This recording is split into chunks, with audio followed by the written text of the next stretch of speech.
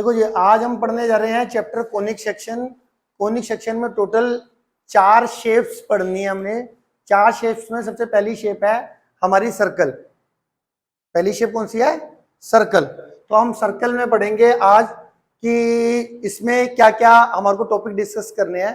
तो सर्कल तो आपको पता ही है हमारे पास क्या होता है। ये एक फिक्स्ड पॉइंट होता है। एक क्या होता है हमारे पास? Fixed point. उस फिक्स्ड पॉइंट से एक फिक्स्ड डिस्टेंस पर बहुत सारे पॉइंटों को हम ज्वाइन करते हैं। जब इन सारे पॉइंटों को हम ज्वाइन करेंगे तो वो क्या बना देगा? एक सर्कल बना देगा, है ना? समझ में आ गई? और इस फिक्स्ड पॉइंट को क्या कहते हैं हम? सेंटर। ये हमारा क्या होता है? सेंटर। और ये क्या होता है हमारा? रेडियस। ठीक है। तो सेंटर से एक फिक्स्ड डिस्टेंस पर जो इनफाइनाइट नंबर ऑफ पॉइंट है इन ऑल डायरेक्शन, उन सारे पॉइंट्स को जब मैं ज्वाइन करता हूं तो क्या बन जाता है? एक सर्कल बन जाता है। ठीक है। इस सर्कल की क्या जो सेंटर होता है जनरली, उसको हम उस सेंटर के जो कोऑर्डिनेट लेते हैं वो लेते हैं h, के। सेंटर के कोऑर्डिनेट कौन से लेते हैं? h, के। और उसका रेडियस जो है वो मैं स्मॉल r लेता हूं, स्मॉल r। ठीक है। तो इक्वेशन ऑफ सर्कल इसकी क्या होगी? Equation of circle. ठीक है जी। अगर आपके पास सेंटर के कोऑर्डिनेट गिवन है और रेडियस गिवन है तो सर्कल की इक्वेशन क्या होगी? देखो ध्यान से देखना। ये होगी x माइनस एच का whole square plus Y minus K का whole square is equal to R का square, is equal to R का स्क्वायर। आगे समझ में? अगर आप अब यहाँ पे h की वैल्यू और k की वैल्यू पुट कर देना, r की वैल्यू पुट कर देना। इक्वेशन जब भी होती है हमारी किस में आती है? एक्स वाई में ही आती है ना। तो कई बच्चे कहते हैं कि एक्स और वाई की जगह पे क्या पुट करना है? एक्स वाई की जगह पे कुछ नहीं पुट करना। एक्स वाई होता क्या है जनरली? अगर मैं डायग्राम में दिखाऊं कि जो भी शेप होता है उसके ऊपर जनरल पॉइंट के कोऑर्डिनेट। ठीक है। तो यहां पर मान लो सर्कल है, अगर मैं यहां पर इस पॉइंट पर x, y लेट कर लूं तो यहाँ पे x माइनस एच का होल स्क्वायर, डिस्टेंस फॉर्मूले से y माइनस के का whole square, y minus x minus H का होल स्क्वायर। ये डिस्टेंस फॉर्मूले से डिस्टेंस निकाल दो। x माइनस एच का whole square plus y minus K का whole square is equal to का रूट होता था ना r, है ना? स्केयरिंग बोथ साइड कर दोगे तो देखो ये फॉर्मूला बन जाएगा। तो बेसिकली हमने क्या करा, आ गया समझ में आपको? तो डायरेक्ट आपने, वैसे तो आपको डायरेक्ट याद करनी है इक्वेशन ऑफ सर्कल क्या होती है। अगर आपके पास सेंटर के कोऑर्डिनेट है h, के, रेडियस है r, तो इक्वेशन क्या होगी? x माइनस एच का whole square plus y minus K का whole square is equal to r का स्क्वायर। कैसे आई वो हमने जनरली डिस्कशन कर ली है कि मान लेते हैं हम एक रेडियस ड्रॉ कर देते हैं। रेडियस ड्रॉ कर दिया, इस रेडियस पे के एंड पे, मतलब इस पॉइंट के कोऑर्डिनेट में x, y लेट कर लेता हूं। ठीक है। x, y लेट करे। अब इक्वेशन ऑफ सर्कल कैसे बनी? यहां पे डिस्टेंस फॉर्मूला लगा दो कि इस पॉइंट से इस पॉइंट के बीच में डिस्टेंस फॉर्मूला क्या होता है? x में से x को माइनस करके उसका होल स्क्वायर, y में से y को माइनस करके उसका होल स्क्वायर, बीच में प्लस का साइन का रूट। तो डिस्टेंस फॉर्मूला लगा दिया और वो डिस्टेंस किसके बराबर था? r के। तो ये डिस्टेंस को मैंने r के बराबर लिख दिया। स्केयरिंग बोथ साइड जैसे ही करोगे तो यहां से स्केयर और रूट कट जाएगा, वहां पे r स्केयर आ जाएगा और फाइनली ये हमारा इक्वेशन आ गई। क्लियर हो गया? तो इक्वेशन ऑफ सर्कल क्या होती है जरा बोलो एक बारी? x माइनस एच का whole square plus y minus K का whole square is equal to r square. इसमें h और k क्या है? सेंटर के कोऑर्डिनेट। h, k क्या है? सेंटर के कोऑर्डिनेट। और r क्या है? Radius of circle. ठीक हो गया जी। इसके आगे देखते हैं जी। इसके आगे हमारा क्वेश्चन नंबर 1 ले लेते हैं। क्वेश्चन नंबर 1 में क्या कह रहा है? 10.1 क्वेश्चन नंबर 1। ठीक है। क्या कह रहा है इसमें? आपको सेंटर दे रखा है 0,2।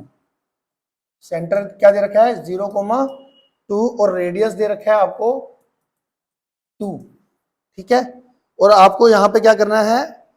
निकालनी है आपको इसमें इक्वेशन ऑफ सर्कल निकालनी है। Equation of circle. तो अगर मैं इसको डायग्राम में देखूं तो सेंटर आपका 0,2 और रेडियस तुम्हारा 2 यूनिट है। रेडियस तुम्हारा कितना है?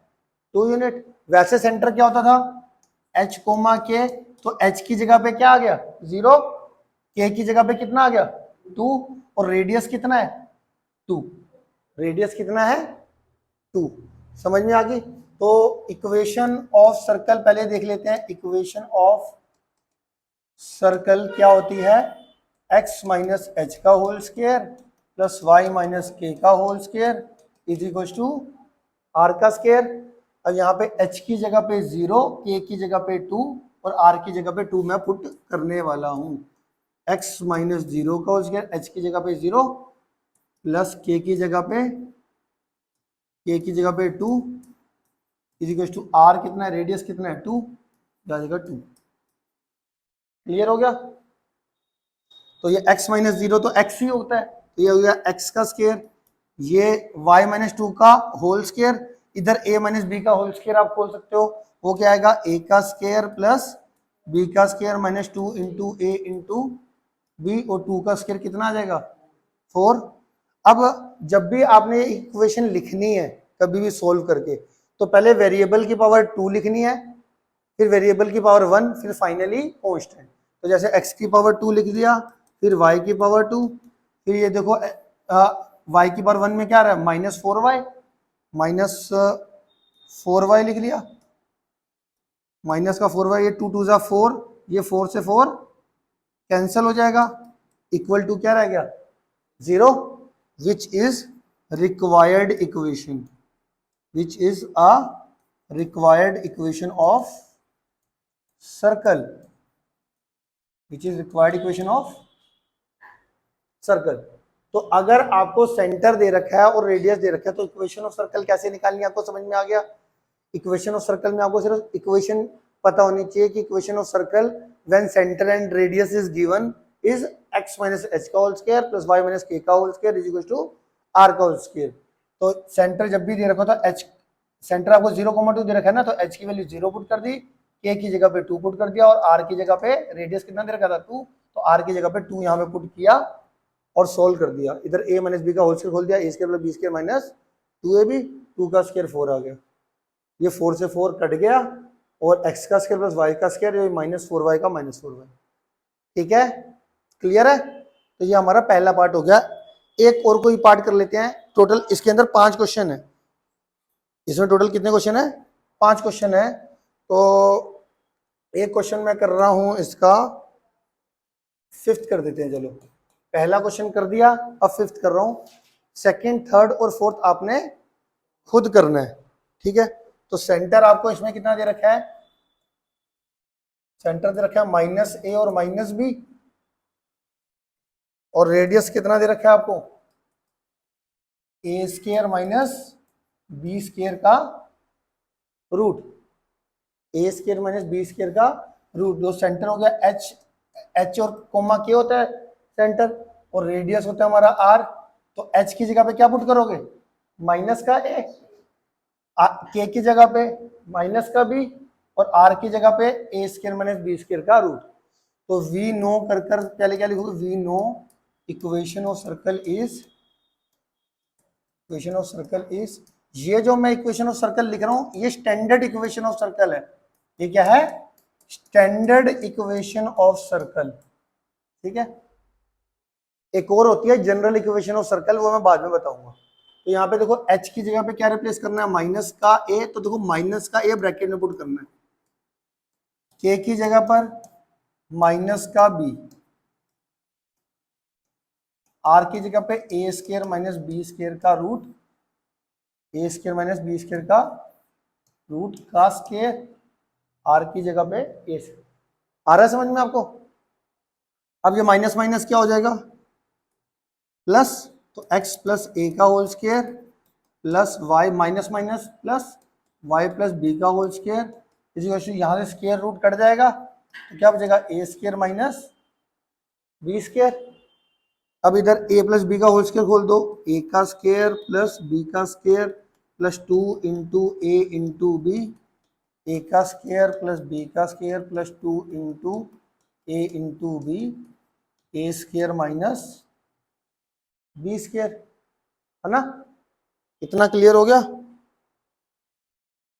और अब मैंने आपको बताया, ये देखो ये प्लस ए स्क्वायर से प्लस ए स्क्वायर कट जाएगा, है ना।